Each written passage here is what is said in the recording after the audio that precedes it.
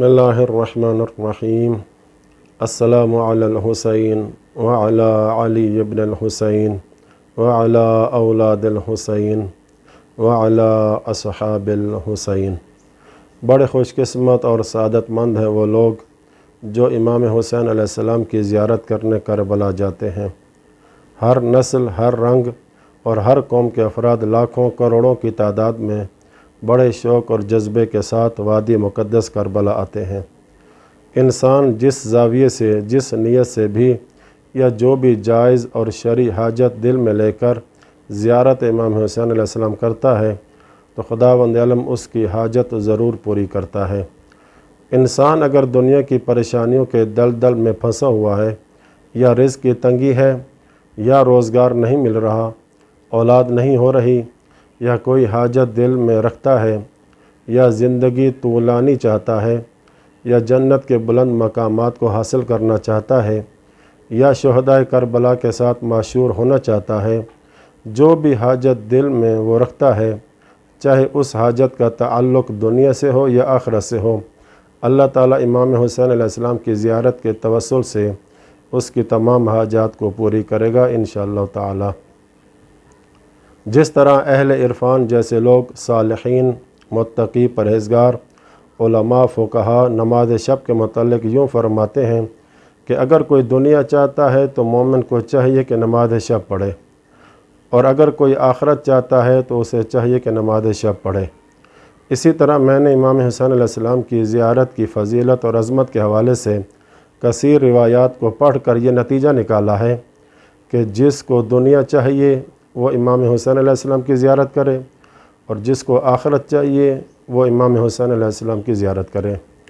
چند روایات آپ کی خدمت میں پیش کرنا چاہتا ہوں۔ پہلی حدیث یہ کہ کتاب وسائل الشیعہ اور التہذیب میں امام محمد باقر علیہ السلام سے روایت ہے، جس میں فرماتے ہیں کہ ہمارے شیعوں کو امام حسین علیہ السلام کی زیارت کرنے کا حکم دو، کیونکہ ان کی زیارت کرنا رزق کو بڑھاتا ہے، زندگی کو بڑھاتا ہے، شدائد اور سختیوں کو دور کرتا ہے، اور ان کی زیارت کرنا ہر اس شخص پر فرض ہے جو ان کی امامت کا اقرار کرتا ہے۔ دوسری روایت میں امام جعفر صادق علیہ السلام فرماتے ہیں کہ خداوند عالم نے 4000 گرد آلود فرشتوں کو امام حسین علیہ السلام پر موکل کیا ہے، جو قیامت تک ان پر روتے رہیں گے۔ پس جو ان کے حق کی معرفت کے ساتھ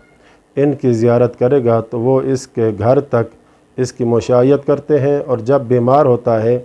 تو اس کی مزاج پرسی کرتے ہیں، اور اگر مر جائے تو اس کے جنازے میں شرکت کرتے ہیں، اور قیامت تک اس کے لیے مغفرت طلب کرتے رہتے ہیں۔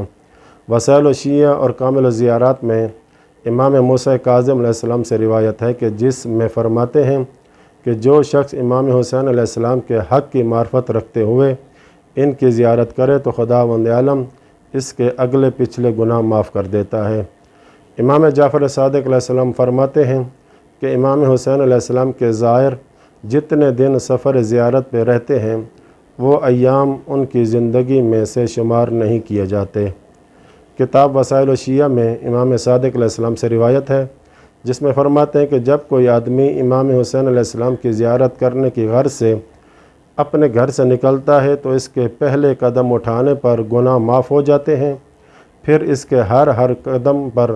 اس کی تقدیس کی جاتی ہے، یہاں تک کہ وہ زیارت گاہ تک پہنچ جاتا ہے۔ پس جب وہ وہاں پہنچ جاتا ہے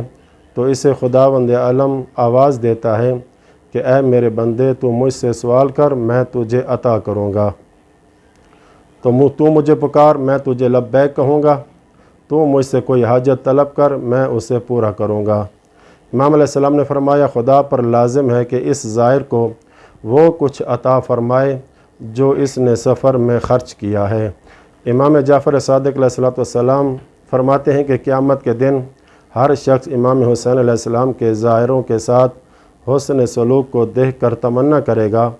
کہ کاش اس نے بھی امام حسین علیہ السلام کی زیارت کی ہوتی۔ امام صادق علیہ السلام فرماتے ہیں جو شخص امام حسین علیہ السلام کی قبر مقدس کی زیارت کے لیے پیدل چل کر جائے تو خداوند عالم اس کے ہر قدم پر 1000 نیکیاں لکھتا ہے اور 1000 برائیاں مٹا دیتا ہے، اور 1000 درجات کو بلند کر دیتا ہے۔ نیز فرماتے ہیں کہ جو شخص پیدل چل کر امام حسین علیہ السلام کی زیارت کے لیے جاتا ہے تو خداوند عالم اس کے ہر قدم پر جسے وہ اٹھاتا ہے اور رکھتا ہے اولاد اسماعیل میں سے ایک غلام آزاد کرنے کا ثواب عطا فرماتا ہے۔ ایک اور حدیث جو بڑی اہمیت کی حامل ہے وسائل الشیعہ میں امام صادق علیہ السلام سے روایت ہے کہ جس میں فرماتے ہیں جو شخص امام حسین علیہ السلام کی زیارت کرنے کا ارادہ کرے مگر اس کا یہ زیارت کرنا از روئے تکبر اور بڑائی نہ ہو، ریاکاری بھی نہ ہو، تو اس کے گناہ اس طرح دھل جاتے ہیں جس طرح کپڑا پانی میں ڈبویا جائے تو اس پر میل کچیل باقی نہیں رہتی، اور خداوند عالم اس کے ہر قدم پر ایک حج کا ثواب لکھتا ہے اور اس کے ہر قدم اٹھانے پر عمرہ کا ثواب درج کر دیتا ہے۔ نیز امام صادق علیہ السلام نے اپنے ایک صحابی سے فرمایا کہ تم نے کتنے حج کیے؟ اس نے کہا 19 حج۔ فرمایا اگر تم پورے 21 حج کر لو تو تمہارے لیے امام حسین علیہ السلام کے زائر کے برابر ثواب لکھا جائے گا۔ امام حسین عسکری علیہ السلام نے فرمایا مومن کی 5 علامات ہیں، ان میں سے ایک یہ کہ 40 کی زیارت کرنا۔ کتاب وسائل الشیعہ میں احمد بن فہد ہلی فرماتے ہیں کہ روایت میں ہے کہ خداوند عالم نے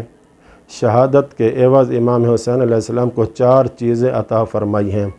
پہلی یہ کہ ان کی تربت میں شفا رکھی ہے، دوسری چیز ان کے قبے کے نیچے دعا قبول ہوتی ہے، تیسری یہ کہ ان کی ذریت سے ائمہ معصومین علیہ السلام کو قرار دیا، چوتھی چیز یہ کہ آپ کے زائروں کے وہ ایام جو زیارت میں گزرے ان کی زندگی میں شمار نہیں ہوتے۔ آخر میں دعا ہے کہ اللہ تعالیٰ سے کہ محمد و آل محمد علیہ السلام کے صدقے میں آپ کو اور مجھے امام حسین علیہ السلام کی زیارت نصیب فرمائے اور باقی بھی مقدس مقامات کی سب کی زیارت نصیب فرمائے، آمین یا رب العالمین۔ وصلی اللہ علی محمد و اہل بیتہ الطاہرین۔